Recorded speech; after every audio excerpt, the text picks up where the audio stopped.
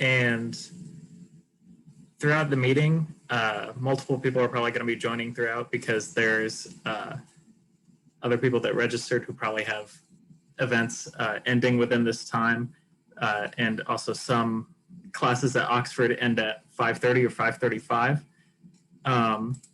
So yeah, I'll go ahead and introduce myself and Dr. Blazak, right? Right, you got it. So my name is Matt Tullis. I'm the president of the Oxford Leftist Coalition, and we're hosting this event today, but that's not super important. So to introduce Dr. Blazak, I'll read this short blurb about his accomplishments. So Dr. Randy Blazak's scholarship on hate crimes and hate groups have made him a regular commentator in media outlets from NPR and CNN to BBC and Al Jazeera. Blazak earned his PhD at Emory University in 1995. He's an Oxford College alum, completing an extensive field study of racist skinheads that included undercover observations and interviews across the world. He became a tenured sociology professor at Portland State University and taught criminology classes at the University of Oregon. His work has taken him from classrooms to criminal trials. His research has been published in academic journals, books, and in the mainstream press. His co-authored book, Teenage Renegades, Suburban Outlaws Wadsworth in 2001, and his edited volume, Hate Offenders, in 2009, has since been widely adopted. Since 2002, he has been the chair of the Coalition Against Hate Crimes, and he has worked with the National Institute of Justice and the Southern Poverty Law Center on hate crime research issues. Blazak regularly speaks at conferences, consults on criminal cases, and leads workshops on the topics of hate and bias. He is currently the vice chair of the steering committee in charge of implementing Oregon's new bias crime law. So without further ado, over to Dr. Blazak. Hey, thanks so much. And thanks so much, Madam, for doing that, reading that, and inviting me. That was the word I'm looking for. It's so exciting to be back at Oxford after all these years. See, you can do things after you leave Oxford. This is a big topic and it's super timely. There's a lot going on. In fact, one of the things I was going to do is right now, I don't know if people are keeping up with what's happening in DC, but there is a testimony going on with FBI Director Wray about what happened on March 6th. And one of the themes that has come up from the folks on the right is they've been trying to blame the insurrection at the Capitol on March 6th on Antifa. And I've learned that people like to blame everything on Antifa. I can't find my keys. It was Antifa. My wife left me. It was Antifa. There's a dumpster fire. It must be Antifa. And so, of course, there has been absolutely no evidence that Antifa had anything to do with the insurrection on January 6th, but it keeps being repeated by the former president and others, and it's being discussed as we speak on Capitol Hill right now. And there's a story that just came out just about 20 minutes ago on NPR that interviewed me about the role of Antifa on the right. And I'm going to put it in the chat if you want to read it later, because NPR, with those of us that are academic eggheads, NPR is what matters. CNN, Fox News, but NPR, that's the gold standard. So that's just sort of my way of saying this is very timely, and I'm very honored to be a part of this discussion that's happening nationwide, but that's happening here at Oxford today. So my hope is to have a kind of discussion about what we know about right-wing extremism in March 2021, and what the threat level is, which is when I'm talking to elected officials, that's what we're talking often about, the threat matrix. But more importantly, the end part is what do we do about it? What do we do about it? I think we all have an understanding that something big is happening. And I also got sent some really great questions from the people that registered that I printed out that I promise that I will address. So those will come up during the topic, or I'll address them at the end. And I'm hoping we have plenty of time at the end just to have Q&A and discussion and talk about how life at Oxford is since I left all those years ago. I did want to kind of mention a little bit before. I have a PowerPoint to go through this, but I feel like I should talk a little bit about my origin story because it directly involves Oxford College. I grew up in a town not far from there called Stone Mountain, which you might know. Big rock sticks out of the ground. And Stone Mountain is famous for that big rock.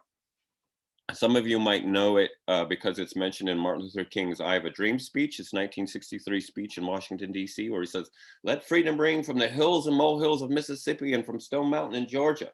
That's my hometown. Ooh, I know I sounded just like him, didn't I? Fewer people know that why Dr. King mentioned Stone Mountain is it is the birthplace of the modern Ku Klux Klan. On Thanksgiving night, 1915, a guy named Doc Simmons, who had seen the movie Birth of a Nation, which glorifies the original 1870s Klan, decided it would be a good idea to restart the Ku Klux Klan. And they got some old timers from the original Klan and marched up Stone Mountain and burned the very first cross. And the modern Ku Klux Klan was born on that night, launching 100 years of terror and murder. And that's my hometown, Stone Mountain, Georgia. And so when I grew up there as a kid, the Klan were a regular fixture. I had friends whose fathers were in the Klan. There was a regular Klan rally every Labor Day. And I thought every town had a Klan. I could have probably ended up in the Klan if I'd stayed in Stone Mountain, but instead I got some money to go to college and go to Oxford. At Oxford, like a lot of people, I was a pre-med major. And I had a pretty heavy load my freshman year. I had a physics class and a chemistry class, and I wanted to take something that would sort of be light and that would handle, make it easier to take these two heavy science classes. So I signed up for an intro sociology class because I didn't even know what sociology was. It's like people. I love people. I can study people all day long. And I took a class by a guy named Dr. Mike McQuaid in Seney Hall. And that class kicked my ass. It was much harder than my physics class. I got a C in it. We used to call it the Everything You Know Is Wrong class. But one of the things that happened in those days in Seney Hall is I had to challenge where I came from. I had to challenge the racist background, the sexist background, all the baggage that I walked into that classroom with as a cisgendered straight white male, all got taken apart. And I changed my major. I was living in Dickey Dorm. Top floor Dickey dorm. And in those days, you had one phone in the entire dormitory. Imagine that. One TV and one phone. So we all had to share the dorm phone. And I called up my mom and I said, "Mom, what do you think about me changing my major and becoming a sociology professor?" And her words were, and I remember it was yesterday, her words were, "That's fine, Randy, you can do it on the side. Like become a brain surgeon and be a sociologist." And I don't think that's how it works. So it really started me on my path of trying to understand, especially how we understand how racism works, how we understand how people become members of the Ku Klux Klan. Then while I was at Oxford, I was involved in the music scene in Atlanta. I was part of the sort of punk rock scene in Atlanta. And we started having these incursions with a new subculture was popping up, the skinheads. And I continued because Emory is great. You all know this. You should never want to leave Emory. If I could be back at Emory right now, I would.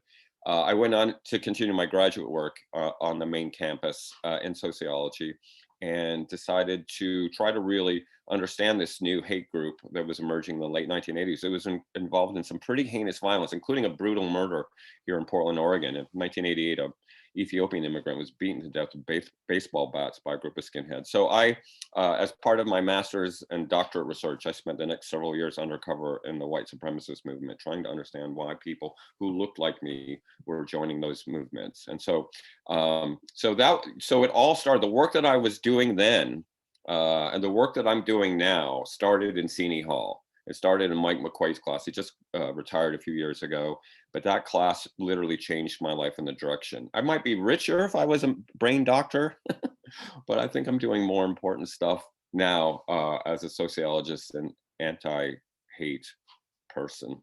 So that's just a little bit of my origin story. And I have to, I was talking to Matt a little bit before we started, how fortunate I realize I am as an Emory alum, that I got to be shaped by Emory, and the lessons I learned there on campus and in Dickey Hall really shaped who I am as a person now, all these zillion years later. So I have a little PowerPoint I wanted to go through.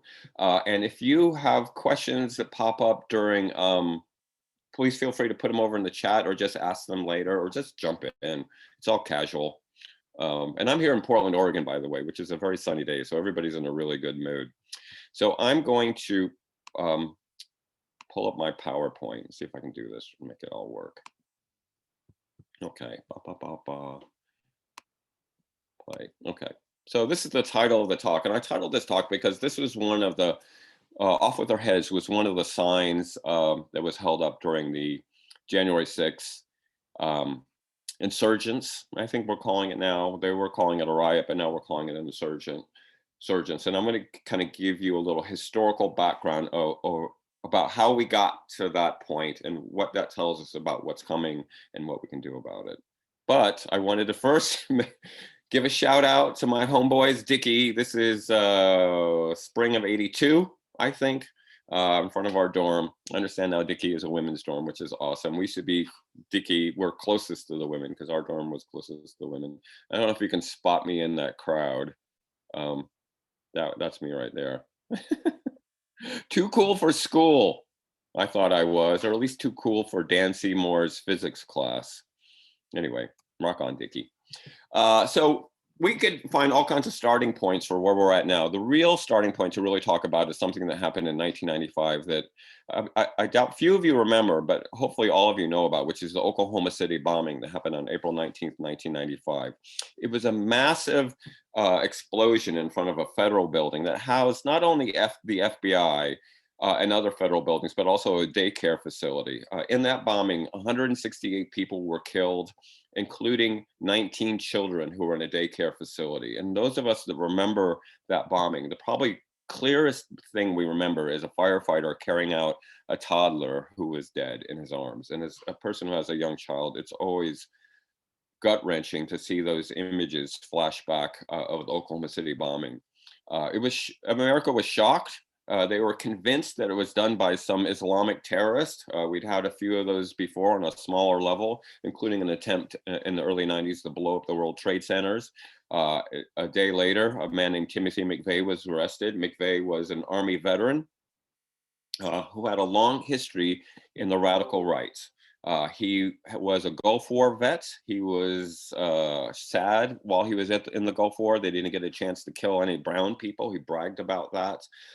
And then started a life in the militia movement in the Midwest, including in Michigan. And there had been a couple preceding events before Oklahoma City. One was in Ruby Ridge, Idaho, where a white supremacist named Randy Weaver was sort of involved in a standoff with the federal agents because he was under a warrant for arrest for buying a sawed-off shotgun. And they couldn't get him to come out of his cabin, and a ATF agent tried to shoot him because he was armed and accidentally shot his wife in the head, killing her while she was holding her baby. That was seen as an intrusion of the federal government. The federal government is overstepping. Why don't they let this guy, who just happens to be a white supremacist, live his life and have his guns? And they murdered his family. And so in the Northwest in '92, we were already seeing a rallying of white supremacist groups and hate groups and anti-government groups around Ruby Ridge. 2 years later was a standoff in Waco. The David Koresh Church, I'll use quotes. Koresh was accused of buying illegal weapons and also involved in sexual abuse of children. He had a lot of underage teenage brides while he was there because he thought he was Jesus. You know how these things work. So the ATF came in again, tried to get Koresh and his leaders to surrender from Mount Carmel Church in Waco. There was a standoff for about 2 months. The feds got tired. They sent in a tank with CS gas to try to gas them out. It started a fire and it burned up everybody inside that church, including those children. So again, it was seen as a federal overstep. One of the people who was there protesting Waco was Timothy McVeigh, who was selling anti-government bumper stickers. And on the 1 year anniversary of Waco was the Oklahoma City bombing. So what we were seeing in the mid-1990s was the rise of the American militia movement, which we'll talk a little bit about. The militia movement were, previously seen as sort of anti-government survivalists, don't tread on me, and they wanted to just sort of live without the boot of the federal government. So they hated paying taxes and things like that. But as their movement grew, it became clearer and clearer that they had a vision, and their vision was to launch a second American Revolution or a second Civil War. They believed that the federal government was evil and oppressive, and they wanted to start a civil war. So Oklahoma City bombing, while a lot of people said, Oklahoma, what's going on in Oklahoma? It didn't matter where it was. It was a federal building, and it was a symbol. And Timothy McVeigh was a member of a white supremacist underground who believed in starting a racial civil war in America. They wanted to create a racial civil war in America. And his hope was that his bombing, and he said this right up to his execution, that it would inspire like-minded patriots, and I have to use the air quotes, patriots, to attack other federal installations and start a civil war in America. So yeah, so that's it. So one of the books that McVeigh was fond of referencing was a book called The Turner Diaries. That was actually written by a guy named William Pierce, who, believe it or not, was a physics professor at Oregon State University and a very famous neo-Nazi. It is a horribly written book. It is written like on a fourth grade level, but what it is a novel set in the future. It was written in the 1970s and it's set in the 1990s about a race war in America. A patriot named Earl Turner starts a race war. It's infused with about as much anti-Semitism as you can imagine, because it goes back to the old tropes of Hitler's time, that there's a global Jewish conspiracy meant to oppress white people. There's incredible amounts of racism. All non-white people are out to get white people. And one of the ways that this civil war unfolds is white supremacists and like-minded patriots infiltrate the military and get their hands on stockpiles of weapons, including nuclear weapons. Not that you're going to read the book, so I don't really have to worry about a spoiler alert, but in the end, white supremacists take over the military and launch a nuclear strike on Israel and New York City to knock out the Jewish centers of power. It firmly advocates for using terrorism as a tool. There was a bombing of the FBI building in the Turner Diaries that is the exact same depiction and playbook that McVeigh used in bombing the federal building in Oklahoma City. In fact, if you read that section of the Turner Diaries, you would think you were reading a press account of the Oklahoma City bombing. But it has as an end goal a race war. Sometimes I call it RHOA, racial holy war, and mass genocide. Not only genocide of Jews and minorities, but anybody who doesn't agree with them. They call it the Day of Long Ropes, where all race traitors and race mixers, especially liberals, they really hate the liberals, are all strung up from telephone poles, and a racially pure America is created. This book is available on the internet. I bought mine at a gun show. It's often sold at gun shows and is incredibly popular among the militia movement. And so it is still there as a kind of guidebook of how to launch a race war in America. So this gives us this model that we're working on. This actually came from a guy who is a human rights activist in Montana, who gave us this militia funnel. And I want us to look at this model, spend a little time, because we're going to come back, because I have another slide where we revisit this. The idea of the militia model is that it's very wide at the top and narrow at the bottom. And the more people you bring in at the top, the more people you get at the bottom. Though there's a lot of people at the top and a few people at the bottom. So the way that it works, and this is, after Oklahoma City, everybody was trying to get a handle on what the hell is happening with all these militia groups that are all over the country, including in Georgia. And so on the top level, the militia groups appeal to mainstream conservative issues, mainly the Second Amendment. The Second Amendment, this is my gun right. You're not going to take my gun rights. I have my right to shotguns and pistols and semi-automatic weapons, and yes, automatic weapons. Also taxes, right? The federal government is taking my taxes. So, on April 15th, a lot of us are sort of anti-government when we find out we have to pay taxes, but there's a lot of tax protesters there.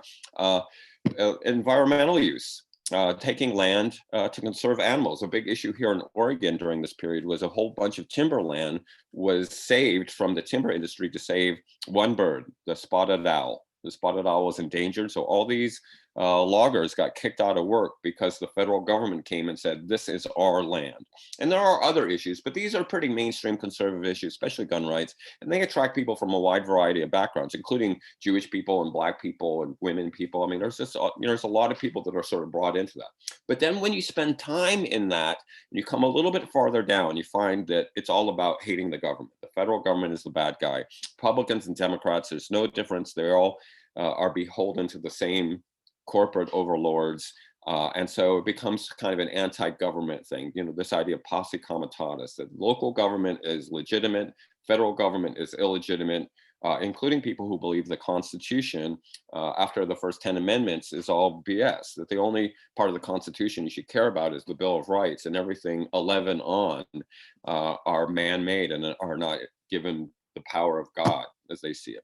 And then you get a little bit farther down and you'll lose more people, but it gets a little bit more insidious. And then you get into these conspiracy theories, the conspiracy theories about who runs the government. And in those days, it was really a lot about the Bilderbergers and the Freemasons. If you know the conspiracy theories about the Freemasons, who really runs power is the Freemasons. You know, there's some shadow government, and the Republicans and the Democrats are sort of all the same. You go down a little bit farther, and it becomes an anti-Semitic conspiracy theory. It's Zog. It's a Zionist occupation government, and it's the global Jewish cabal that's running things. So Zog stands for Zionist occupation government. And then when you get to the bottom of this, then you get revolution.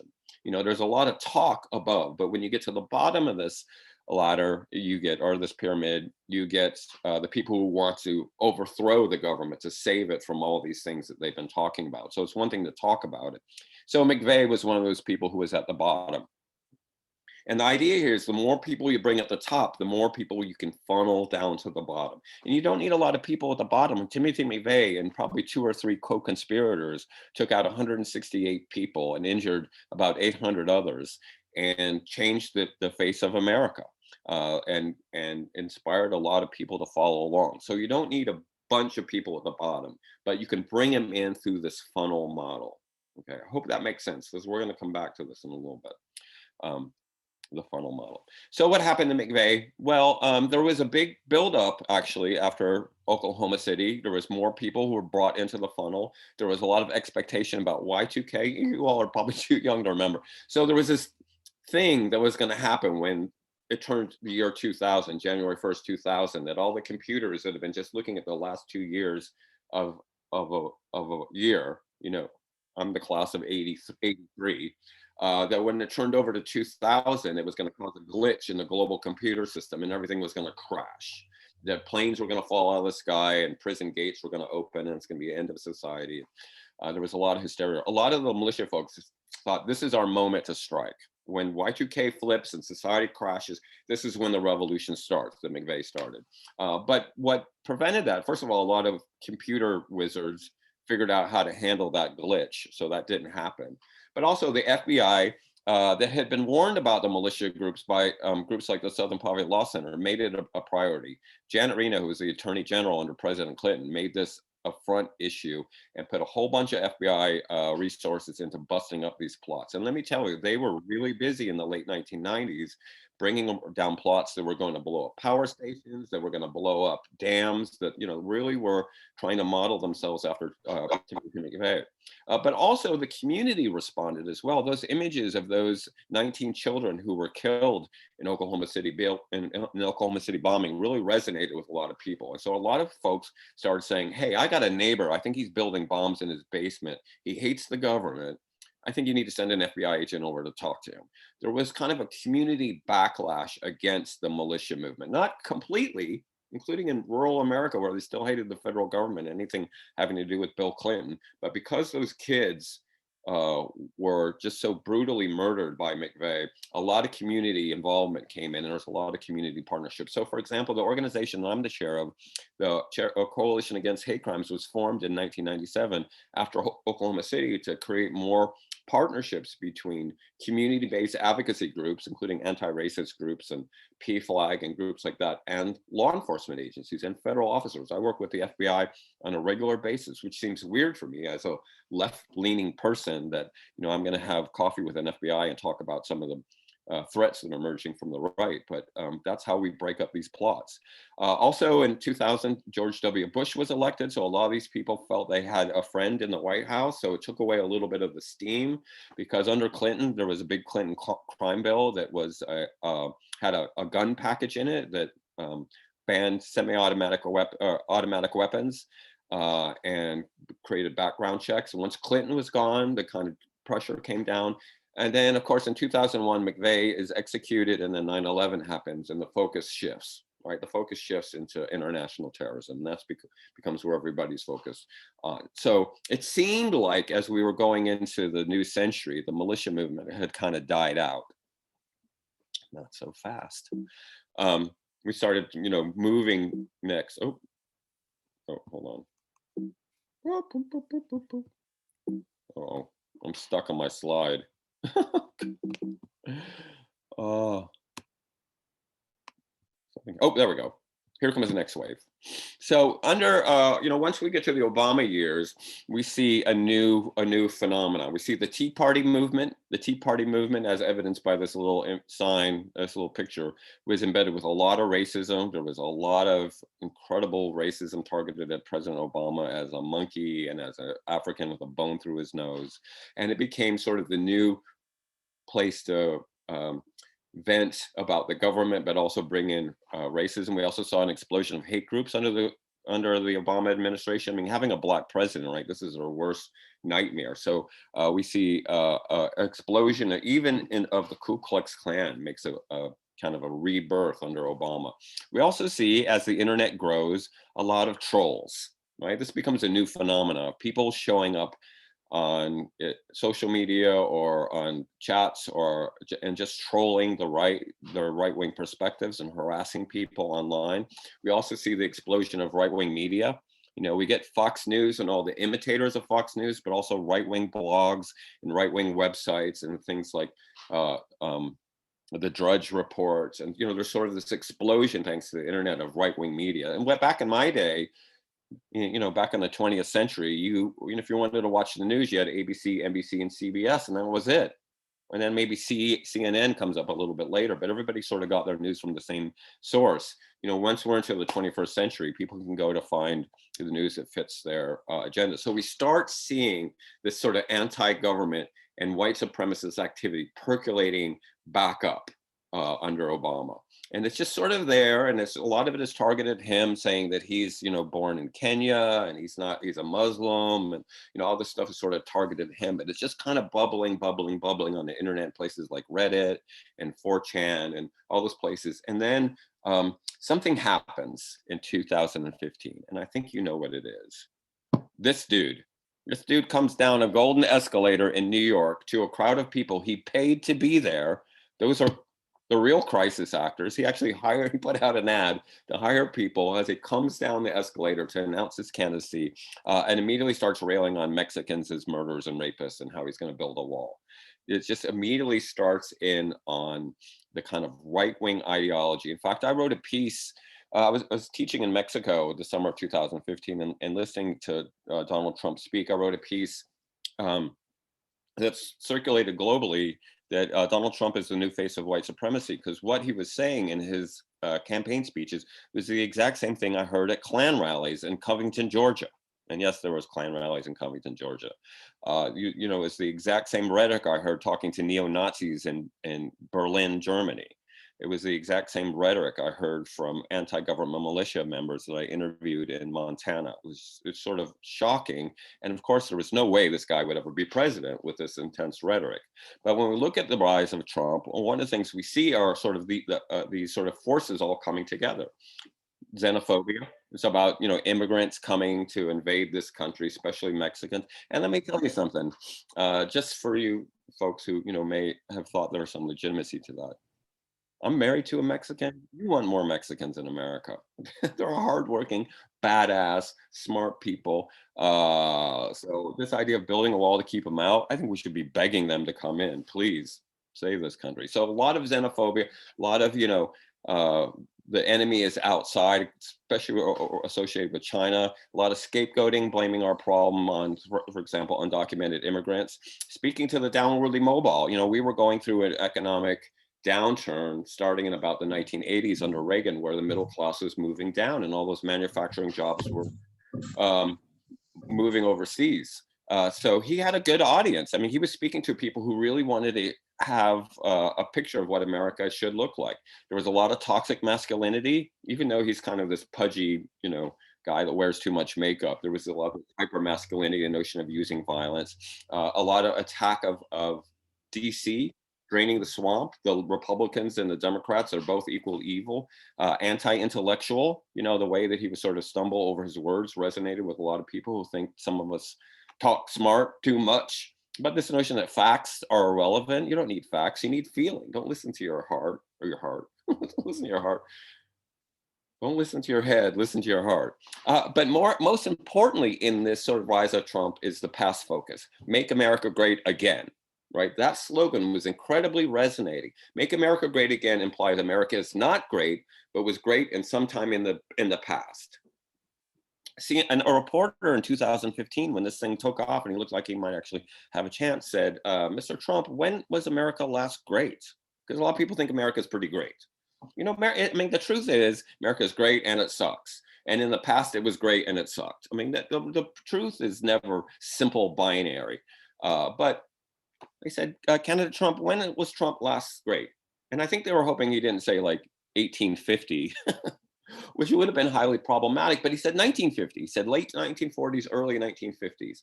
And he might have been referring to the economy, which was pretty great then. But we also had the highest tax rate on corporate America.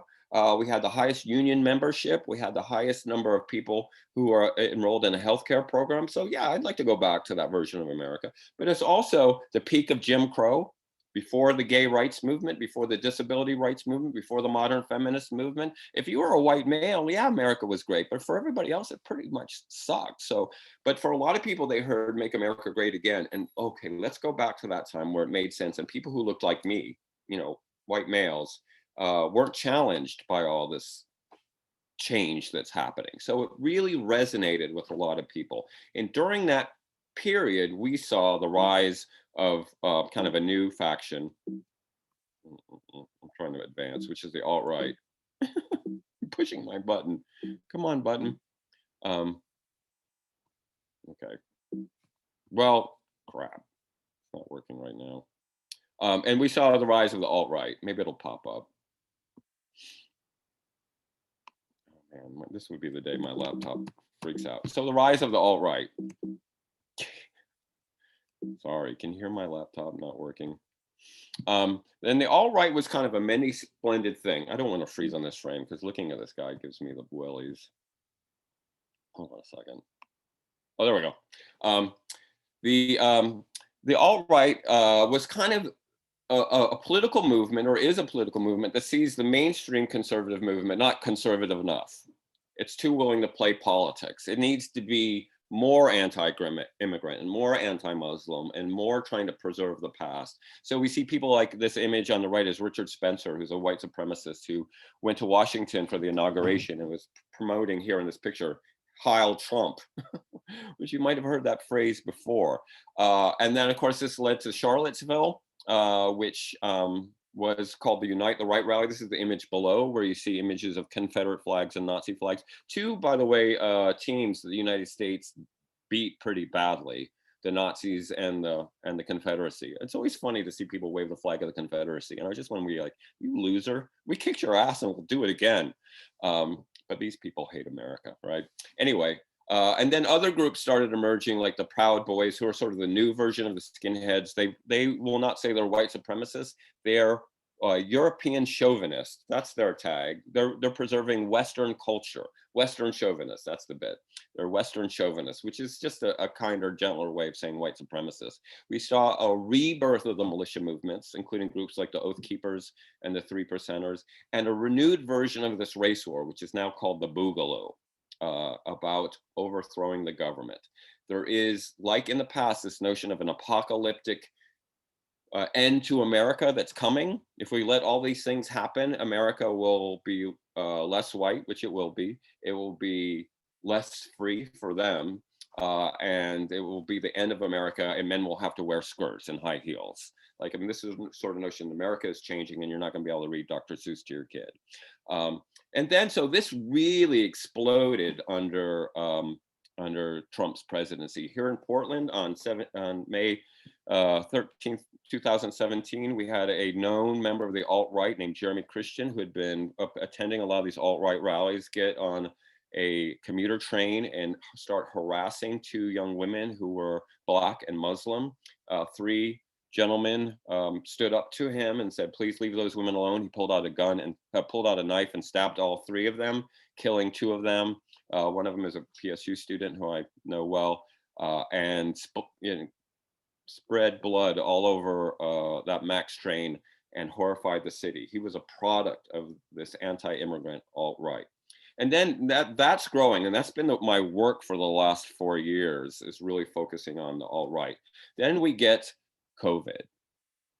COVID magnifies this all tenfold. Well, first of all, we get a lot of anti-immigrant rhetoric, right? This is, as the president said, the China flu or the Wuhan flu or the Kung flu, the China virus. And so immediately, because of a lot of misinformation and rhetoric from the top, we saw a spike in hate crimes, especially targeting Asians and Asian Americans, including some pretty brutal crimes. Some of them are just discrimination, like Uber drivers pulling up to pick up the ride and realizing they were picking up an Asian person and then just driving away. But we've also had some pretty violent crimes. But also, as we've tried to get a handle on this virus and come up with public health strategies, including wearing a mask and shutting down the schools and social distancing and all that sort of stuff, the militia movement said, oh, here's our new thing. Here's the government overreach. Here's the government trying to take away our rights. And these anti-lockdown protests started popping up around the country. And guess who showed up? The militia and the hate groups. We started seeing these armed militia members showing up across the country, certainly here in Oregon and in Georgia and in Michigan. They actually plotted to kidnap Governor Gretchen, the governor of the state who had ordered the lockdowns, and the fact that she was a female was a bonus. They were going to kidnap her and execute her because she was taking away their rights. So the COVID thing, of course, COVID also had an economic impact because you have more people who are losing their jobs, right? You have more people who are thrown out of work and their kids can't go to school, and we're just thrown into a panic. If you remember where we were a year ago, even though the COVID cases are higher now, it was pretty uncertain. You know, some of us were lucky and we're still working because we could work on Zoom and then watch Tiger King. But a lot of people were thrown out of their jobs and other homes. The homeless population in America has spiked 40% because of COVID-related job loss. That is dramatic. So that is a huge factor in what leads us to the revisiting of the funnel. So we come back to the funnel in the 2020s and we see the sort of the same structure, but now we are getting anti-lockdown rhetoric tied into that. It's not just guns, and it's not just land use, and it's not just taxes. It's the government is forcing me to wear a mask, and I'm a free man, and I'll never wear a mask. The anti-government stuff has been reframed by Donald Trump as the swamp, and Republicans and Democrats, like, if you're not a Republican that agrees with me, you're a rhino, Republican in name only, so drain the swamp. And then what really matters here is the explosion of conspiracy theories, that QAnon and the rhetoric around the deep state, which Trump talked about all the time, explodes. And it used to be, you know, these were relatively small conspiracy theories that people, you know a little bit about, who killed John F. Kennedy or the Roswell alien story. Like, these were, you know, kind of funny things to sort of, all of a sudden these conspiracy theories become widespread and they lead down to the same thing that we saw before, which is anti-Semitism. And this anti-Semitism is the same as the old anti-Semitism. Anthony Fauci is an agent of the Zionist occupation government. You know, he's a part of the global Jewish cabal, according to these people. So we see a lot of the same thing. And then, of course, we get back to the bottom, and it's, again, revolution. The difference this time is sort of twofold. One is you have a lot more opportunity to engage in the top level of the funnel, and that's because of the internet. The internet that, you know, was just this sort of starting in 1995. Now everybody's on it. We're living on it, especially because of COVID. We're sitting in front of our computers. So people are consuming a lot of bad information. They're getting a lot of, you know, stuff that's posted on their Facebook page that supposedly is a true story, and it's from the Epic Times or Newsmax, and it's just circulating a QAnon story. And so there's more people that have access to this. And the other thing is the president of the United States is retweeting these conspiracy theories and talking about the deep state and telling reporters, I don't know who QAnon is, but I heard they like me, so they're fine.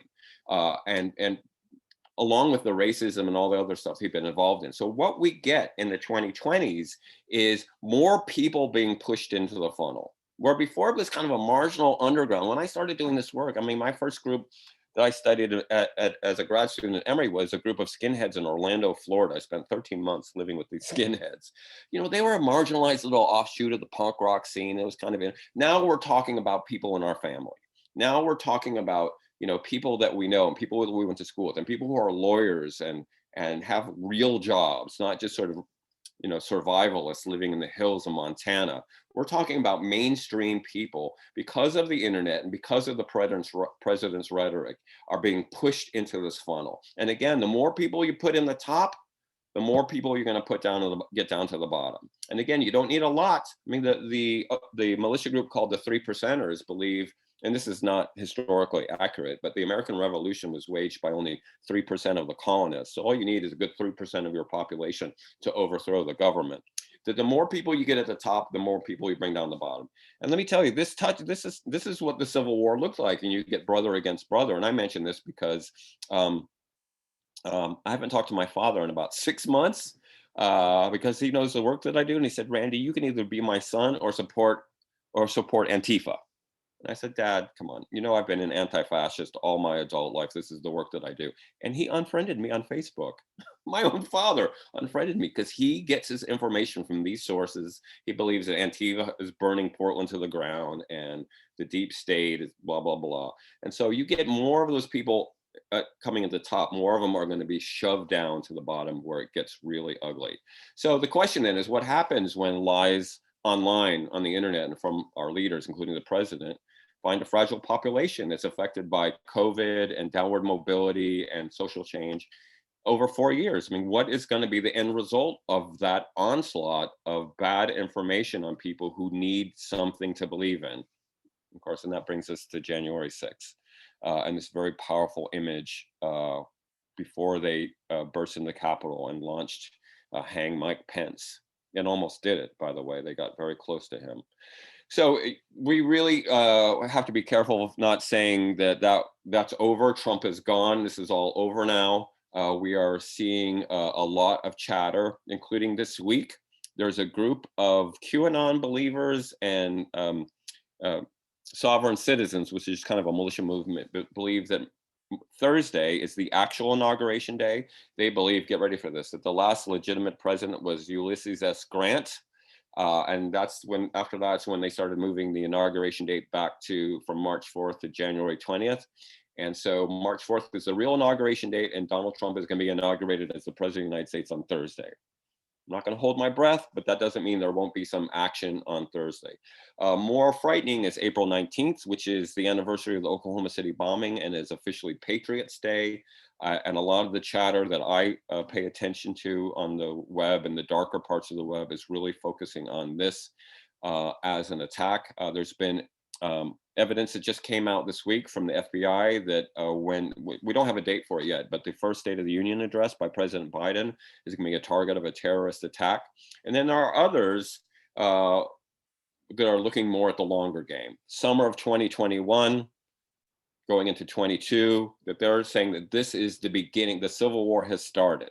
That January 6th was Lexington or Concord, and we are now engaged in a civil war, and they're just getting their powder dry and getting ready for the next strike. And so this quote is from a report that just came out in Salon with an interview with a member of the Boogaloo movement. It said, their main goal is to just provoke violence, whether it's with Black Lives Matter and Antifa or on the right side, just to start ramping up the violence so people can decide which side are you on. Are you on the side of the quote unquote patriots, or are you on the side of the libtards? So yay, good things coming. So then, the question is, what do we do about it? Well, I had a policy piece out recently, and I've been doing some conversation with our senators about where we go from here. And there's sort of a couple areas that we really focus on. And these are things that you can see yourselves being involved in as well. The first is we got to shut down the plots. There are people who want to blow up buildings that have daycare centers in them, just like Timothy McVeigh. We may see trucks with ammonium nitrate pulling up in front of federal buildings or state houses, like here in Oregon or in Michigan and Washington, where we've had a lot of this activism, and just blowing it up. Early last year, there was a similar plot where a guy was going to drive a truck full of ammonium nitrate in front of the CNN headquarters in Atlanta and blow CNN up. Why? Because President Trump said CNN is the enemy of the people. So he's going to do Trump a favor and blow CNN up and kill everybody in it. That was a plot. So we really, and to the credit of the FBI, we're about to get a new attorney general. The new attorney general has said he is going to make this the #1 priority, is fighting these domestic extremism groups. Another part of this, because of the Turner Diaries talked about, getting people in the military to wage this civil war against the illegitimate government. We have to deal with the fact that there are white supremacists and anti-government activists in the military and in the police. A quarter of the people who were arrested in the insurgents on January 6th were members of the military or veterans of the military. We have to root out these people who have a loyalty to something bigger than the Constitution, which is this white supremacist notion. And that's a hard thing to do because they have unions and they're very protective of their own, but we really have to drag these people out. The larger thing, and this is where we as social activists come in, is interrupt the flow of the people into the funnel. We have to reach out to people like my father, which I'm going to do, I promise, and have some constructive conversations about how the world works and what the end perspective of that funnel model is. Yeah, you can be gun rights, but these people want you engaged in an armed war, and it's not going to end well. So to be able to help people with the change in the economy and the change in demographics, America is becoming a less white place. Deal with it. You're not going to wage a war to stop brown people from moving to America. Why don't you learn to live with those brown people and find out actually it's pretty cool. My brown person's in the other room. She's pretty cool too. And then have a clear vision about what the future of America looks like. This is where we haven't had leadership in the last 4 years. We need a clear leadership of what a pluralistic society looks like, where there's a place for white people who are out of work, and there's a place for Muslim people and Sikh people and queer people and transgender, that we have to have a real clear vision of what this country is going to look like, what our second American century is going to look like. And the last thing that I'll add is that we have to be mindful of international connections. There is Russian interference in the extreme right and maybe the extreme left too. There is manipulation and bad information. There are global actors in this movement. This is a response to globalization, so it's a global movement. The movement for Brexit in England was very similar to the rise of Trump. We've seen incredible anti-immigrant violence in Europe, and we've seen fascists, people who identify as fascists being elected in places like Germany. So we really have to see that this is an international issue that we work on in an international way. Okay, so that's me. This is a report that just came out this week that we've got a new level of activism on militias in the state of Georgia, so be on guard, Georgia. Okay, I'm going to try to stop my share if I can. Cool.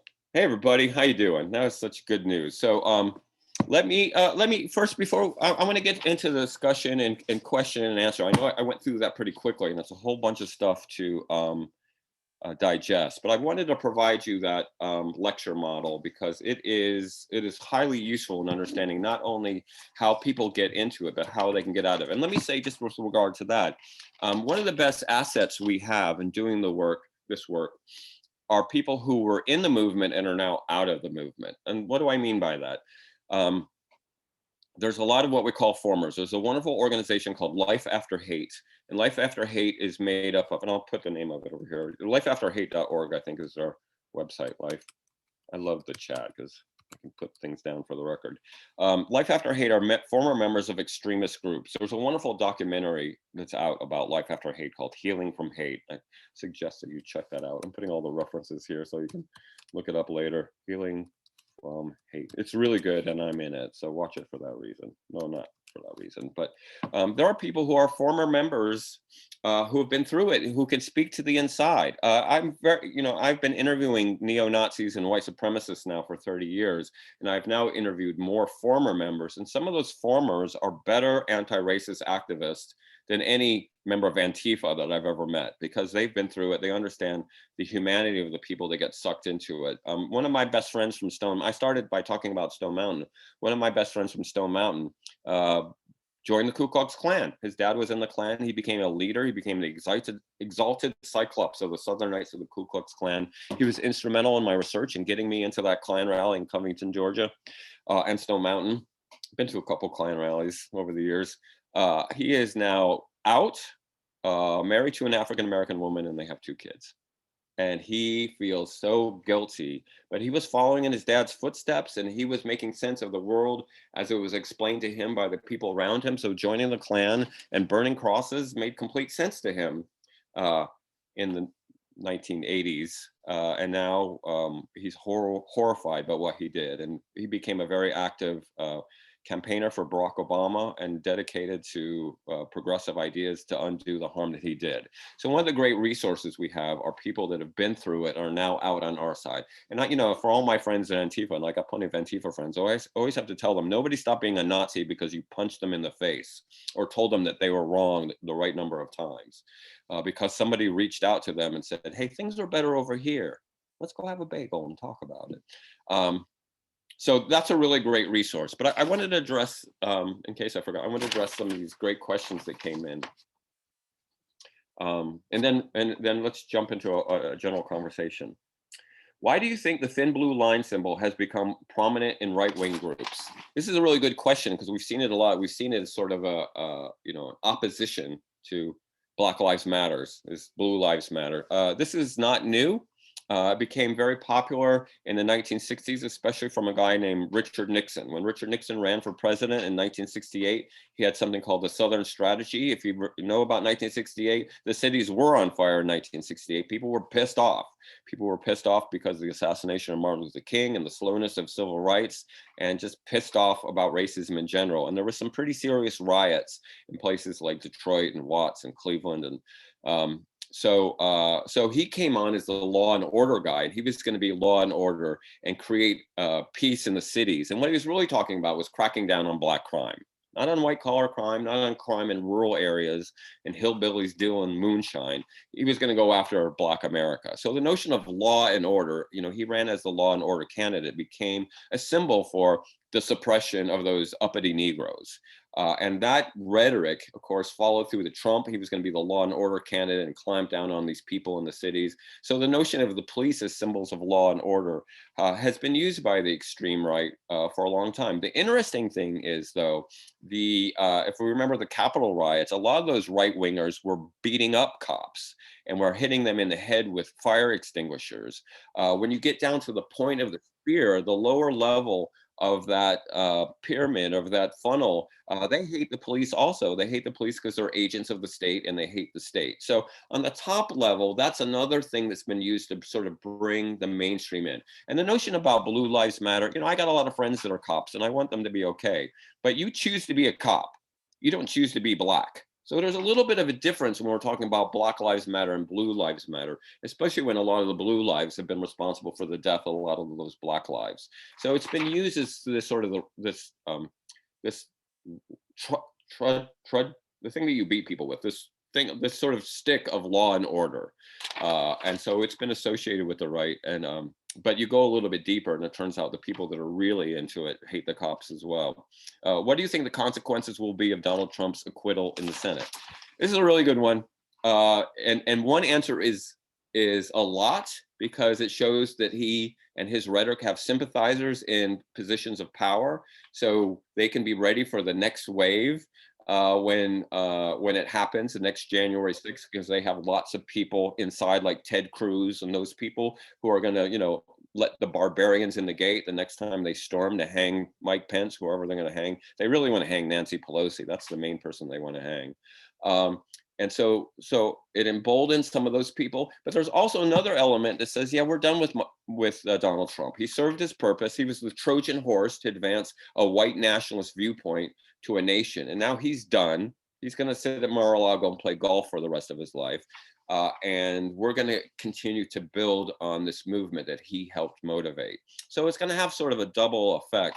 But he's still there. I don't know if you saw the golden calf of Donald Trump at the CPAC convention this past weekend, where they were all praying to their golden god. How do you respond to people who claim white supremacy is non-existent just because their individual life circumstances are difficult? Okay, this is a big one. I mean, this is part of the conversation that we have to have about race, and that we have a white supremacist society, and we're all racist. And that doesn't mean you're a bad person. It just means that you've been socialized in a society that says white is right, or white is beautiful, or white is the preferred way.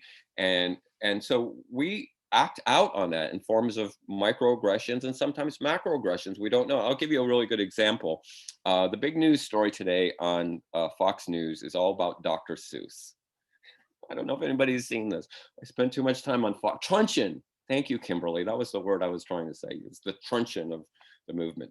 Dr. Seuss has a history. I mean, he has a Theodore Dreiser, I think his name was used in World War II to draw cartoons against the Japanese when we were warehousing and rounding up Japanese and putting them in camps. Theodore Dreiser was drawing these very racist caricatures of the Japanese. Later in his life, he went to Japan and met an actual Japanese person, and he felt, oh my God, I'm so racist. And he wrote the book Horton Hears a Who about don't be racist. That was sort of his apology for how he treated the Japanese. But a lot of his older work is pretty frickin' racist. Caricatures of Asian people with huge glasses and stooped over, or African people with bones through their noses. So finally, in 2021, I don't know why it took so long, the publisher decided these 6 Dr. Seuss books, we're not going to publish them anymore. Because it's just, I mean, imagine a black kid picking up this Dr. Seuss book and seeing someone who looks like him with a bone through his nose, or an Asian kid with these horrible Asian racist caricatures. So, they've been discontinued. According to Fox News, cancel culture is canceling Dr. Seuss, and, green eggs and ham no more. And they're just nonstop about it. And, I made the mistake of going on the Fox Facebook page today. I'm like, have you actually seen any of these images? Like, we're talking about the normality of white supremacy. This is a good thing that we're not using these images, but they're so freaked out over, this book is going to disappear without even actually looking at them. So we have such, we talk about rape culture. We also have a white supremacist culture that normalizes white supremacy, and that any challenge to it is met with this incredible white fragility, right? White people are like, no, I'm not a racist. I'm not a racist. So part of this conversation that we have to have with people, especially in Georgia, where I come from, is we got to acknowledge our own racism. It doesn't mean you're a bad person. I'm a racist. I'm also anti-racist, but I grew up as a white supremacist. I grew up in a Klan town. I grew up with the notion that the lighter you are, the better you are. I'm deconstructing that now that I understand that I was socialized or brainwashed that way. But we have to be honest with our own white supremacy, because, and this includes people of color. We have a colorism in America. The lighter shade you are, the more valued you are. You read a Latina beauty magazine and they'll have skin lightening creams for it, so you can look whiter, because whiter is better, right? That is brown people internalizing white supremacy. So we have to have that conversation, and we have to stop telling racists that they're bad because they're racist. We're all racist. We all incorporate this. And once we can have that conversation, we can talk about white supremacy and stop saying I'm not a racist. When people say, I'm not a racist, but, and then they say something completely racist. So yeah, that's about this larger conversation. I mean, it's hard to talk to people who are white, especially who come from working class backgrounds, about white privilege. And here's the easiest way to sum up white privilege. People say, I'm not privileged, I work hard for everything. And I'm sure that you have, but if you put a person of color in that exact same position, I guarantee you they would have it harder. So this is the easiest way to talk to about white privilege people. If people are disadvantaged because of something like their sexual orientation, or the color of their skin, or their minority religion, if people are disadvantaged for some reason, we can agree they're disadvantaged, like it's Merry Christmas, sorry, Jews and Muslims, Merry Christmas, here comes Santa Claus, here comes Santa Claus. If people are disadvantaged, then other people will be advantaged. That's what privilege is. Some people are advantaged. Doesn't mean you're a bad person. The way I talk about, man, I've had way too much coffee today. The way that I often talk about this is for people who are left-handed. People who are left-handed understand that right-handed people have an advantage. It doesn't make right-handed people bad or evil or oppressors. It just means there's a built-in advantage to being right-handed. Ask any left-handed person about it. I had a student who was a National Guard, and she told me that even the safety on rifles was set up for right-handed people, and she was left-handed, so she had to use an extra little, muscle to go over to the other side of her rifle to unlock it so she could shoot the enemy, which seems problematic. So yeah, that's a whole bunch of stuff, but it means let's talk about it. How can we implement counterterrorism, counter-violent extremists? How can we implement counterterrorism, counter-violent extremists, and prevent violent extremism without eroding civil liberties and rights. Man, this is a big one. The good news here is we have a lot of tools that we can respect the First Amendment, but we can also go after people who are engaged in criminal conspiracies. And that's what the focus really is on. This is the thing that Chris Wray was talking about in his FBI hearing today, is it's not about what your politics are, whether you're Antifa or you're 3%er. It's about, are you engaged in a criminal plot? I'll tell you, earlier today, I started today off, I was testifying before a Senate Judiciary Committee about a new law to ban the noose, hanging of the noose, because we've had a lot of noose hanging in Oregon. We've had people lynched in Oregon, but we've had a lot of noose hanging in Oregon, and the goal is to make that a bias crime. And then some people will say, well, that's First Amendment, you know, it's protected by the First Amendment. But there is also, when we're looking at the intent, why was that noose hung? If you're, you know, making a Western movie and somebody's going to get hung at noon in the movie and you got to put up a noose, that's not a crime.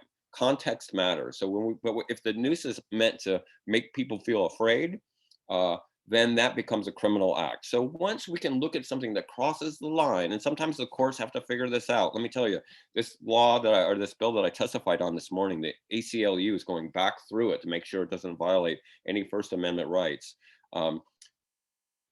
That's going a long way to say that we can do it looking at criminal intent and criminal conspiracies, but we have to often rely on the courts to figure out what that line is.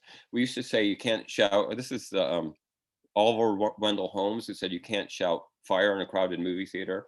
I tell my students, you can't say I have a bomb on a plane and then say First Amendment. You can't do that, right? There are certain constraints. And so that's why we rely on our courts to figure these things out. But criminal conspiracies, we got a lot to go there to get these groups. How are right-wing extremist groups funded? Well, I wish we had an hour just to talk about that. We know that there are philanthropists on both the left and the right, right? I mean, I would like to make $1 zillion and then give you guys at Oxford a big grant to have more leftist student events and pay me to fly to Oxford to talk to you guys. That would be great. So we know money sort of comes in across the political spectrum. The problem is a lot of that money, in fact, the vast majority of it isn't traceable. That you can be a philanthropist and anonymously donate money through various funds and sources, and the money can't be tracked. So there's some really great journalists out there who have been tracking the money of the extreme right. And some of it is coming from some deep pockets, some wealthy folks who basically inherited their money. It's people, the MyPillow guy, the Goya Beans guy, like those people are funding the right, but it's coming from sort of philanthropists that inherited a lot of money and are basically sort of cut from the same cloth as Trump, who believes that America is being overtaken by the liberal elite. And the QAnon people who believe that, you know, that it's being taken over by cannibals from Hollywood. But also a lot of it is being funded online through Kickstart and GoFundMe. It's amazing how much of web crowdsourcing is being used to fund the extreme right. So when we look at where the money's coming from, a lot of it is self-generated, and we'll get people on a plane to Washington, D.C. on January 6th or April 29th or whatever the next strike date is. But a lot of it is sort of self-funded. But there are some deep pockets, but it's really hard to work it out. Yeah, the ADL has been doing some great work on that, but there's also been some journalists that have really dug into that. And the last one says, what can cities do about organizations like the Proud Boys and the 3%ers? Well, cities, you know, mean sort of two different things. One is the city government. What can the city government do? And so there's something really clear there from a governmental perspective, which is governments can put out value statements. Here's what we care about in our city.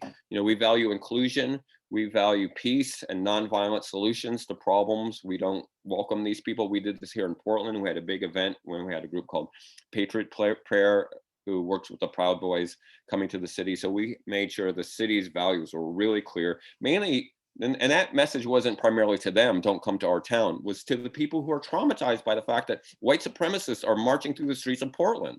There are people of color and queer people and immigrant people who are freaked the fuck out. Excuse my language, but there's so much trauma going on by people who are just like, what the hell is happening in America? White supremacists are storming the Capitol with a lynch mob.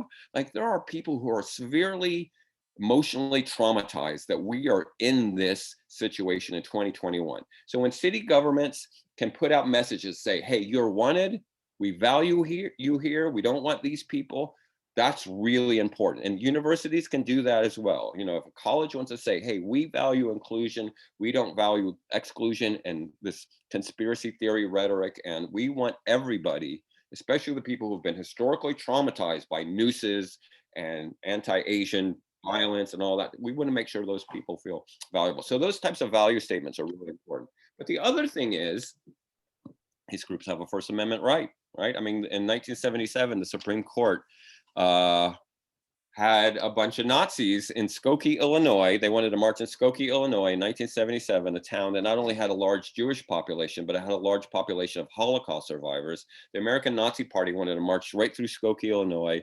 And the mayor said, oh no, you're not marching through my town. And they said, well, we've got a First Amendment right to do it. So they took it all the way to the Supreme Court. They got a lawyer from the ACLU, but because the ACLU is hilarious, they gave them a Jewish lawyer. You can let this Jewish lawyer defend your right to say that, you know, there should be another Holocaust. And they won. The Nazis won the right to march. They had a First Amendment right. This has been an issue that's been debated by the Supreme Court. The Supreme Court has, in 2007, took up cross burning and said cross burning is a First Amendment right if you do it on your property. If you do it on your property and somebody else can see it, then it becomes intimidation. I mean, these are things the courts are always debating, but basically they are free speechers. And when the alt-right came out in 2015 or 2016, their whole thing is we're free speechers. We can be racist, we can be anti-Muslim, we can be anti-immigrant. Free speech, we're going to say whatever we want, try to stop us. In a certain sense, they are right. And as long as they aren't threatening violence, they can say whatever they want. But the other part of that is, and I hope this better answers that question, is we got free speech rights too, y'all. We can go out there and say, hey, okay, but this is what we have to say. We don't want you, your ideology doesn't make sense. Hey, why don't you join our side? We'll go out for a bagel. And, you know, we have a free speech right to oppose them. I mention that because I always love inviting Nazis out for bagels and a Corona. I was one time I was out with this neo-Nazi. We've been to this show, Slayer. We've been to see this band Slayer. And it was late at night. We were going to Taco Bell afterwards. I'm like, is it okay if you eat Taco Bell? After we'd had a few drinks. And he said, yeah, we white people would have invented burritos sooner or later. So I just thought that's how you sort of break through with some food item. But anyway, the free speech issues that are part of their defense are also part of our offense, are ways for us to be really clear about what our values. And let me just tell you, last thing, and then we're going to get into this discussion, I promise. There is a response that we use, and I would encourage you to sort of think about how this works, called the Not in Our Town response. And it's how we as our organization respond when bias, crimes, and incidents happen. The Not in Our Town response works like this. A lot of things, as a cisgendered, white, able-bodied male, a lot of this stuff isn't really my problem. It doesn't affect me. It affects other people. But if I could be like, oh, that's sad that happened. But when these things happen to people in my community, I need to stand with them. I need to stand with them and say, hey, we're not going to allow this in our community. I need to stand with them, even though I don't belong with them. And what that says is, even though, let's say, there's an anti-Jewish attack or anti-Muslim attack or anti-Black attack or anti-gay, whatever it is, that I might not look like you, or I might not pray like you, or I might not love like you, but I stand with you. And it also sends a message to the people who did the act. I might look like you, or I might pray like you, or I might love like you, I might be just like you, but I am not with you. Don't think I'm with you. I'm with them over there. And that serves a multiple level of processes. The main thing is it sort of sets the stage for what the community really thinks about things, not in our town, but it also allows for the healing of trauma. And these crimes and these incidents that are happening, and even if it's all the way across the country in Washington, D.C., and people are seeing it on the news, are deeply traumatizing the people who've been dealing with this shit for 200 years. Oregon had a huge Klan in the 1920s. We had the largest Klan per capita in the whole country. It wasn't in Georgia, it was in Oregon. People in Oregon, when they see the news, they know the history, right? People are traumatized by all these things that have happened, slavery to the present. So to be able to be on the side of the victim sends a powerful message that allows for some type of healing that we haven't really had. Okay, I've been talking and talking and talking. You all are actually doing the important work. I'm so glad this organization exists. I wish you would have been there when I walked on campus in the fall of 1981 to save me. There was the young Republicans or Students for America. I think that was the one group, but I want to hear kind of how this resonates with campus life and some of the issues that you're having. And also if you have any specific questions, even if you're an old anthropologist and want to jump into the conversation. So I don't know, Matt, if you want to, I don't know if you want to be our guide in terms of where we go from here, but I just want to make sure that any of the issues that this talk was intended to cover were covered in my little PowerPoint presentation. Yeah, so basically for Oxford students present here, I think we all we all remember during the election when people chalked up City Hall with hateful messages and like hung up Trump signs on campus. So part of that was the inspiration of bringing Dr. Blazak here, and Martin actually did some research and found out that this couple that lives very close to campus is actually in federal custody now for being part of the January 6th riot. So if any of you want to talk about like how those incidents may have affected your safety or life on campus in general, you can talk about that, or like just in general how right-wing extremism has impacted your life, and if you have any questions for Dr. Blazak, then please ask them. For me personally, though, I wanted to ask you, Dr. Blazak, like the area I grew up in is about 20 minutes outside of Harrison, Arkansas, which is famous for just being the way it is. And basically, like I grew up seeing like billboards that said like white genocide is happening, and Barack Obama is sponsoring that. And there's like a very heavy Klan presence there. And basically what local governments have been trying to do is trying to limit that activity. Like recently the town that I lived in, legislation to prevent like anti-gay and anti-trans violence and rhetoric. So like how do you think, and I should have prefaced that the state government intervened and repealed those ordinances that the city put in place. So how would you suggest that we take action, or other people take action, or organizations take action to help stop this like state-sponsored extremism, which is especially relevant now since, I mean, yesterday Georgia passed new voter suppression laws. Yes, Jim Crow is back. Yeah. Well, here's the hopeful part. So I try to find the silver lining where I can. One of the most significant attitude changes that we've ever measured in America has been the attitude about same-sex marriage. That over a 10-year period, it went from the majority of Americans being against it, no way, Adam and Eve, not Adam and Steve, to a majority of Americans being in support of it. What happened in those 10 years? Was it a lot of activism and screaming in the no, well, maybe a little bit. What happened was people came out. People started feeling safe coming out especially after Ellen, and we had a culture shift where, I mean, as a kid in Stone Mountain, Georgia, I knew they were gay people. They all lived in a place called San Francisco, in the Castro. They were like in one neighborhood, and they were dancing in assless chaps to the Village People, which is always funny when Donald Trump is playing Macho Man. I'm like, he's so gay. Anyway, What happened, in those years, were people started coming out. Who came out? Brothers and sisters and sons and daughters and teachers. I mean, coming out in Georgia as a teacher during the AIDS epidemic, that was a death sentence. Like, you would lose your job if you're like, I'm a kindergarten teacher and I'm gay. Deal with it. You're gone, right? That changed, and people started coming out, and all of a sudden they started knowing gay people, and they're like, well, my friend Fred is gay. Why can't he get married? He's been with his boyfriend for 30 years. Let him get married, damn it. I'm going to go to the wedding. It's going to be fabulous.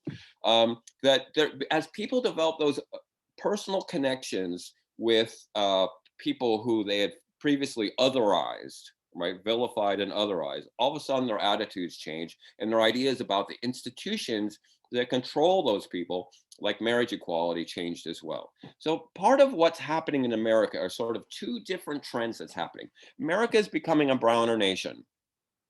We are becoming browner. The US Census Bureau predicts by 2050, if not 2040, the piece of the pie of the American pie chart that's white is going to go down to 49%, and 51% are going to be non-white people, which is a whole bunch of different groups of people. It's not like, they're all in a room together and being like, in 2050, we're going to get honky. But there are people that are pushing against that. Some of us are all for it. I married it. I'm like, I'm not going to fight this. I'm just going to jump. Right, honey? She doesn't want to hear it. That there is this diversity, that we can embrace, that I have more places to eat, and I have more, cool religions to think about, and I have more food options. Good God. I mean, growing up in the South, I ate so much fried catfish growing up in Stone Mountain, Georgia. And there was a time, this is a little story. I'm going to get to the point, but I got a little bit of time, so I can get to this point. In Stone Mountain, there was the Rio restaurant went out of business, a Southern restaurant, and it was replaced by a Chinese restaurant. And there were sort of two camps about having a Chinese restaurant in Stone Mountain, Georgia. One camp was, oh, this is very continental. We don't have to go all the way downtown Atlanta to get Chinese food. We can get Chinese food. We're up and coming, Stone Mountain with its own Chinese restaurant. I'm sick of fried catfish. I'm sick of hush puppies. I'm sick of all the fried okra. I'll never get tired of that. But something more to eat, so more diversity, yay. But there was another camp that was like, I don't know. I like my Southern food. I don't know about Chinese food. Will I be able to read the menu? Do I have to use chopsticks? I heard Chinese people eat dogs. Are they going to serve dogs? I like my dog. Is it going to be deep fried? Maybe it's deep fried. I'll try. But there was this whole sort of pushback against the Chinese restaurant. Well, that is gone, right? The Chinese restaurant is there, and the falafel place is there, and we were becoming a much more diverse place. So the way, this is a long way to answer this question, the way that we sort of deal with the pushback is to focus on how diversity makes life better, and how having diverse family members and having friends from, not that we want to tokenize like, oh, I need a gay friend, but the more we sort of open ourselves up and see the bounty of that diversity, the more those laws just seem sort of silly and antiquated. The way we would think of making Black people sit on the back of the bus seems insane now. So by developing those personal connections, and this, by the way, I was speaking earlier about life after hate, when you look at the stories about people who leave the white supremacist movement, it's not because somebody beat them over the head one too many times. Antifa gave them that one knockout punch and they were like, that's it, I'm done being a Nazi. It's because someone they were supposed to hate reached out to them. There's a great book called Autobiography of a Recovering Skinhead. And Frank Mink, who is one of the big Nazis in Philly, got a job, and his boss was Jewish, and his boss actually gave him some extra money and helped him out and broke all those stereotypes about Jews. And he felt really ashamed of having a swastika tattoo after that day, because somebody he was supposed to hate reached out to him. So part of this work that can be done is sort of the same work that was done during Freedom Summer in 1964, when people came to places like Georgia to register Black voters, are those personal connections. Hey, I want you to meet my Black friend. You really want to lynch this guy? Because it seems kind of okay to me. And developing those personal connections, which is different than lobbying, right? Going and saying, hey, legislator, don't pass this law. Different than testifying like I did this morning before a Senate Judiciary Committee. It's about building those human connections. And that's something that we can all do. The other side of that, we have to be really careful of sort of using people because of their minority status. Hey, let me bring my trans friend along and drop him or her in the middle of this conversation so they can help deal with your transphobia. You know, we have to be mindful of people's trauma because of this, but we want to try to create coalitions, broad coalitions where people can express those positions and have real contact. And also, this is the other part of this. So you ask this question, and it's a huge question. We also want to give people permission to make mistakes. To, you know, there's so many people who are afraid of like saying something that's not politically correct or whatever. You know, we're all on a path. Like if I can say, I've been doing this work for 30 years, I've not got it figured out. I still use wrong terminology. I had to tell a student 2 days ago that we use the term people of color, not colored people, because he said colored people. I'm like, that's Jim Crow. Like, I know it seems silly, but he's like, I didn't know. I'm like, it's totally okay. I know it's silly, but we're on this sort of path. So if I'm not perfect and I'm on this path of understanding these issues, I can forgive my mistakes. That I'm going to screw up. I'm going to say something that I didn't know was transphobic, or, you know, I was talking to a trans friend of mine, you know, and I used the term, we were talking about how trans people are often fetishized in pornography, and I used the term tranny porn because I was trying to make a joke, and she was really offended. She's like, Randy, that is a really derogatory term. You're not allowed to use that. It's like like a white person using the N-word. You're not allowed to use that term. I'm like, oh my God, I never thought about it like that. Thank you. So when we kind of put ourselves on that path, we can bring other people along with us. And it's pretty awesome to be on that path. There are people who have been white supremacists all their lives that are now, you know, going to temple and praying with their Jewish friends. So yeah, that's kind of a kumbaya social way, you know, notion of let's all get together, brothers and sisters, and trans people. But those human connections really break through. And I think the thing about gay marriage is a real instructive model about how that actually plays out in law. So you can ask me one of these questions. I'm just going to go on like 30 different tangents, but. I wanted to ask you, Dr. Blazak, Yeah. If you're familiar with any of the work of Mark Bray. Of who? Mark Bray. No, I don't know that name. Oh, okay. Knowing that I should. No, I just he's written a bit on like anti-fascist and like countering white nationalism. Also, I was wondering. Okay. Him. Yeah, and there's certainly a good debate, you know, as a lifelong anti-fascist about what that actually means. There's a lot of Antifa friends that are mad at me because I talk to the Nazis.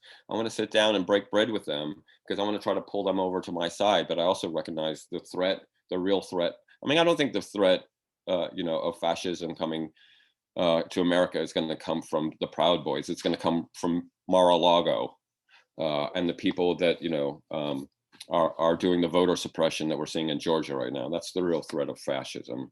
I think some of those Proud Boy guys are future anti-racist activists, so I want to bring them over. But yeah, there's like so much debate. I mean, what does anarchy mean, right? We have so much debate within our community about what these ideologies mean and how we achieve them.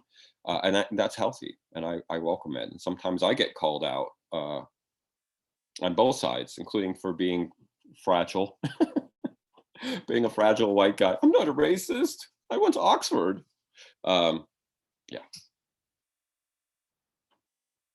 Caleb. We've also got, I've noticed that we've got an esteemed anthropologist named Todd, who's joined us from sunny Mexico. Todd Pierce is here as well. And he's certainly done, we're both ethnographers. We both do field work in the fields, and Dr. Pierce has done some really good research on drug addiction.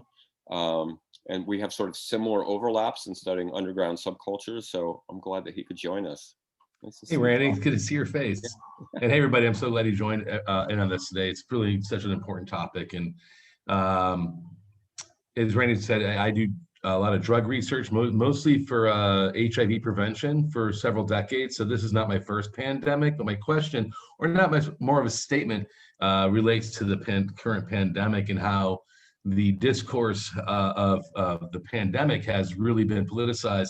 So in the United States anyways, if you wear a mask, we know who you vote for. If you don't wear a mask, we know who you're voting for. And how the right has really equated civil liberties to health prevention, or, you know, to public health, and how that all gets sort of tied into like, oh, you're just a libtard. And then the conspiracy theories, which are also backed in the whole QAnon stuff. back into a very political environment that is deadly, hands down deadly, but also kind of supports their white supremacy as well. And so I'm not sure if you covered that earlier. I came in just a few minutes late, but it's I think it's something that's when you add these two things together, it's such a volatile mix. And we saw that during HIV as well, of course, right? We saw what the government inaction because it was affecting certain populations over others, more so, within the gay communities or the injection drug use communities or sex worker communities. And but if you're good Christian white person, you're okay. So why spend money on this? There's the war on drugs was the war on drugs, whereas today it's a medical emergency in America, the opioid emergency. It's not, so how we handle these things, both the COVID medical, obviously public health crisis, and also the opioid crisis. I mean, these are things that are now, the way the language is used is completely different and is been twisted. That's, I think it's all related. These things are related. We can't separate them. Because just the way like people like Donald Trump can be just fuel on a fire that already exists. The embers were there, the fire's been going, and he basically dropped a can of gasoline on top of it to make it a fire. But I'll let you go on. No, no, I mean you're right. I mean, I did talk about this a little bit earlier. I even had a chart. I had a visual. Wait a second. Wait, I don't want you to miss my cool chart talk because I've made an actual thing to show this about when COVID comes along, you get sort of added to the kind of anti-government conservative views, gun rights and land rights, and I hate the IRS and all that stuff. Then the sort of lockdown stuff comes in, and it gets sort of fueled by the rhetoric of Trump to bring people into a kind of anti-government mind frame. The government is taking away my rights. The government took away my job by shutting it down. They're taking away my individual rights by telling me I have to wear a mask. And then, then once you're in that, all of a sudden you're getting into the ideology that says Anthony Fauci is a Jewish agent of a global conspiracy, and on and on and on. And you're down the rabbit hole. And I saw that chart earlier. And the thing is, though,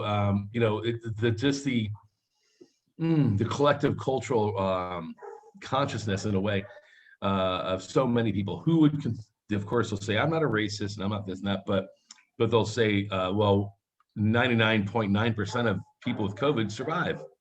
It's, as a medical anthropologist, I'm just beating my head against the wall going, you're wrong. It's not true. But they're so convinced. Right. They're so convinced about this. And so how do we engage the cultural collective to say, I'm sorry, you've been brainwashed? Yeah, it's so hard. Or how about, the election was stolen? I mean, how about all the people that are just convinced beyond a shadow of a doubt that Donald Trump was elected in 2020?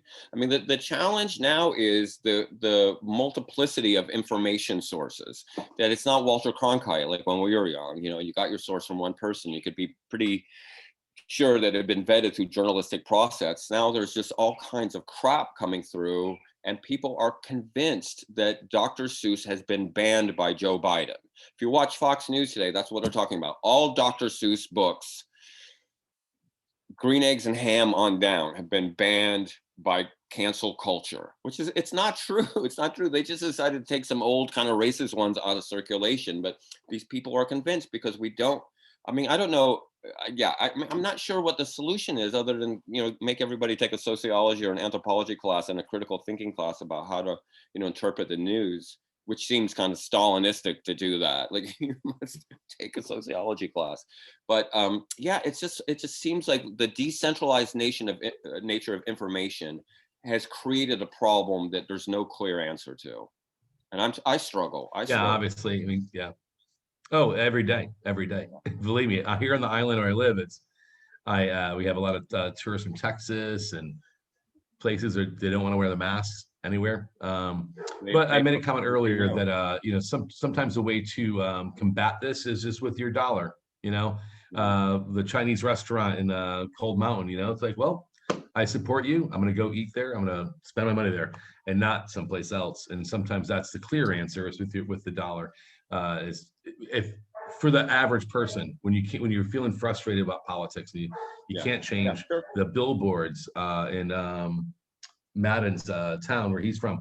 You're fighting these big, powerful forces like the government. Well, sometimes with the dollar, where you spend your money, and those you don't spend your money with, and eventually people knew how to do that, and that with the bus boycotts. I mean, that is certainly a powerful way to do it. The problem is we're such a big culture. So right now, there's right wingers want to boycott Coca-Cola because they had a sensitivity training with Robin DiAngelo, who wrote the White Fragility book, in which she made the joke at the end of it, "Be less white," which she meant be less oppressive and examine your own white supremacy, because nobody's the color white. But it went into social media saying Coca-Cola is telling people to be less white, to be ashamed of being white. Let's stop drinking Coke, which, like, okay, RC Cola, I guess. But so, the boycotts sometimes can work. But sometimes it was just so many people, they're going to sell enough Coke in China to make up for a few, right wingers who think that Coke is woke. Ooh, I just made that up. Coke is woke. Have a Coke and a woke smile. Anyway, yeah. So, but yeah, there are definitely non-violent strategies. And I think the challenge is that there are some people who are frustrated with the democratic process and those non-violent strategies and think that violent revolution is the only way we're going to go. They've taken all democratic options off the table. The fact that everybody in America voted for Donald Trump, including me, apparently, and Joe Biden is still the president, is proof that democracy doesn't work. So we got to get our guns. And that's what we're facing in 2020 with the rise of this growing threat of the militia movement. Well, and I agree. One thing that people can do to try to help is also to try to have a better understanding of the opposition as much as they can, like you did in your work for many decades. And I'm part of many militia groups, not militia groups, but like prepper groups on Facebook, things like that. Kind of keep an eye on what they're talking about. Sure. So you get an idea of what their dialogue is, where they're coming from, and then you can make a better plan from there. Yeah, I mean, it takes scholarship, and I certainly encourage people that are interested in sort of leftist ways of looking at the world, because this is the Oxford Leftist Coalition, to think about how to use scholarship to understand I mean, this is how I started at Emory, is, I need to understand fascism. As a student in the Reagan 1980s, it became really clear if I want to affect the change I want to see, I have to see what the sort of dark extreme on the other side is. I need to, find out how Hitler came to power. I need to figure out about the John Birch Society. So I need to study that side. It's great reading about, the Rosenbergs and people on the left and the great leftist history we have in America, but I really need to understand how the right works, because they're drawing from the same pool. The fascist movements are usually working class movements. They aren't corporate movements. They aren't elite movements of Hollywood moguls. They are workers. They are workers in Italy and Germany and the United States. The Klan is working class folks. So those are the people that the left wants to draw into their vanguard movement. And so we're sort of competing for the same minds for people who are in the same sort of economic situation and the same precarious. I mean, the term that I learned in Senior Hall in my sociology class was anomie. We're experiencing the sense of normlessness. This is Durkheim from 1897. There's this incredible sense of anomie going on right now, especially if you're a white. I mean, I think about like white male, cisgendered, hetero college students who have to date post Me Too, post #MeToo. How do you ask a woman, not a girl, out, and how do you get to first base without, being oppressive? And, there is a lot of change that's happening right now that's dislocating, that causes some people to say, screw it, I'm going to become an incel and fuck the feminist, and go back into this sort of, make America great again position. And so kind of understanding that population helps us to bring those people. When I was studying the skinheads in Orlando, Florida in 1988, 1989, they were experiencing a real problem, the deindustrialization of the American workforce. Their dads and moms were getting laid off of the local textile mill that was going to Southeast Asia. The only people that were explaining to them why it was happening was the white Aryan resistance. And their explanation was, it's the Jews. The Jews are doing it. They want to rob you and they want to promote immigration and affirmative action. So join us. If it had been 1968 instead of 1988, it would have been the Students for Democratic Society who had a little Chairman Mao's red book and said, you know what that is? That's global capitalism. And all those right-wing skinheads would become left-wing members of Students for Democratic Society. So it's, you know, how we talk to these people instead of pushing them away, how we bring them on, which is sometimes hard because sometimes you just want to.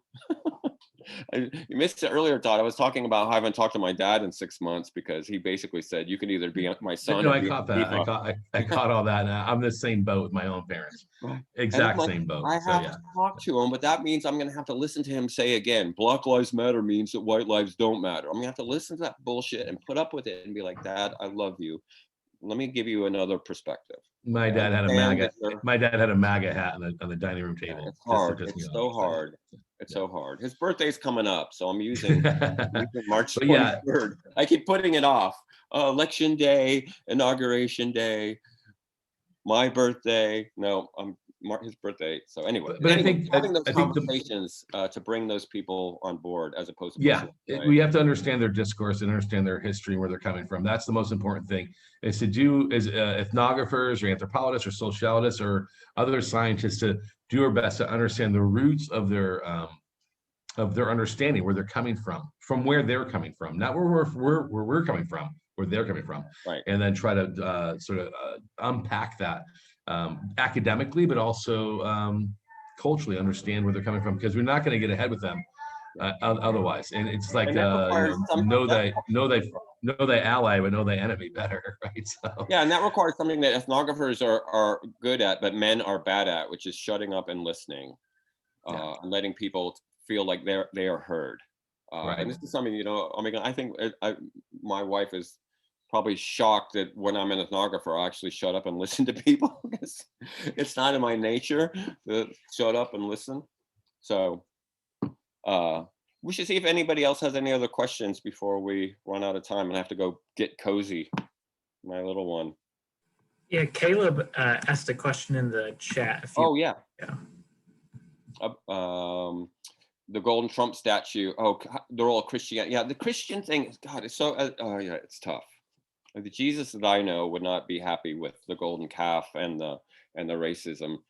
You know, the Christianity has been kind of like a ball that's been passed back and forth that each side sort of claims. I mean, my reading of the New Testament is Jesus was pretty freaking socialistic.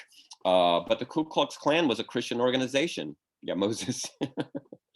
You know, they see a white reading of the Bible, and there are white supremacist groups, you know, beyond the Ku Klux Klan that take it even farther, that God is white and Adam is white and Eve was white because they were created by the white God, and they had a son, Abel, but Cain was the child of Eve and the serpent, and it was the first Jew. And the children of Satan are the descendants of Cain, and the human race is a war between the children of Adam, white people. I mean, you know, this story took place in the Middle East. I don't know if these people know this. And the children of the devil, the Jewish race, and all the non-white people are the descendants of the animals that were in the Garden of Eden that are subhuman. And so, you know, religion is like John Lennon once said, religion is like electricity. You can either use it to light the room or to electrocute someone to death. And so religion has become a tool. And you know, there are evangelicals, like Jimmy Carter is an evangelical, right? He is like a good old my version of Jesus, but there are other versions of Jesus. The Jesus is white with blue eyes, and he hates the homos. And you know, so I mean, it just gets used, and it's such a struggle. And I think there are a lot of people of faith who are caught in the middle about that. But you know, it's just sort of like, who determines what the meaning of a sacred text is, right? There are Mormons who believe that the book of Joseph says you can have polygamy, and white people are the descendants, or black people are the descendants of Cain. There are more Mormons who say that's not what it says, but it changes. You know, the Catholic Church just a few years ago got rid of limbo. You know, they rewrote the rules of their faith to say that I was going to say uncircumcised, unbaptized babies can go to heaven. Yay. So, you know, religion is a work in progress, and it gets used by whatever side, Martin Luther King and the Ku Klux Klan read the same, I won't say goddamn book, the same damn book, and came to radically different understandings of it. So it can be used as a real weapon. And one of the things that, again, mentioning formers, I'll just mention this really quickly. One of the churches that's most associated with Christianity and hate is the Westboro Baptist Church.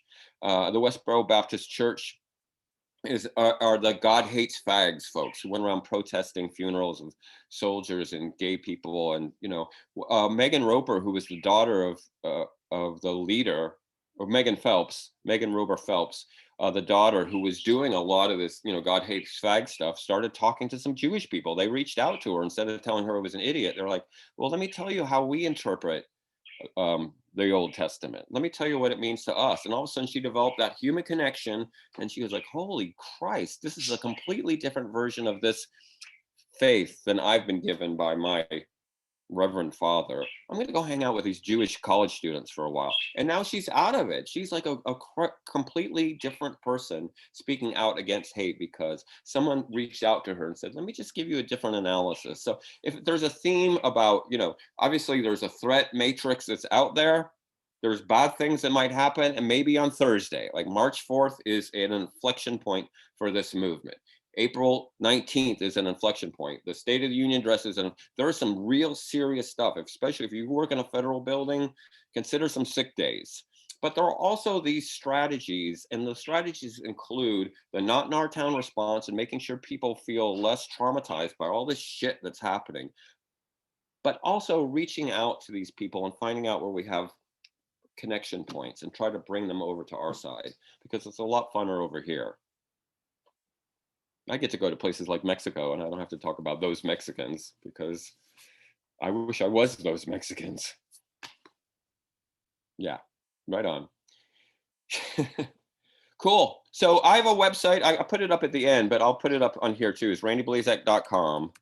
If you have more questions or want to reach out to me or just want some of the work that I do, I have an episode of, there's a CNN show called United Shades of America that's coming up, I think next month, about this work with militias that I do that features me and my work. I'm really proud that it'll get a national audience. But feel free to contact me if you want to know like what it's like on the main campus or what to do with a degree from Oxford. Get your sweatshirt, wear it proudly. Yeah, I just want to say I really appreciated the opportunity to talk about all this stuff. And it's just great to be back on campus, even if I'm in Portland, Oregon. Well, Dr. Blazak and Dr. Pierce, thank you guys so much for coming to this event. Almost a whole 2 hours, which is awesome. Yeah. And thanks to everyone else who stuck it out for. Yeah, we had people coming and going. It was really nice. Hopefully, and are you going to make the recording available for anyone? Yeah, I'll send it out to everyone that registered and to you, obviously. Excellent. Hey, Thank Matt, and I'm not sure if you're the organizer of this, but thank you very much for taking care of this. And Randy, thanks again for reaching out, man, to the students across the world. It's really such an important thing right now. It's so important. Yeah, it's going to be a good year.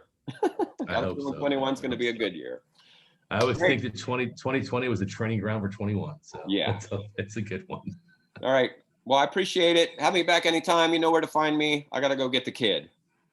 All right. Thanks, guys. All right. Oxford forever. Go Dooley.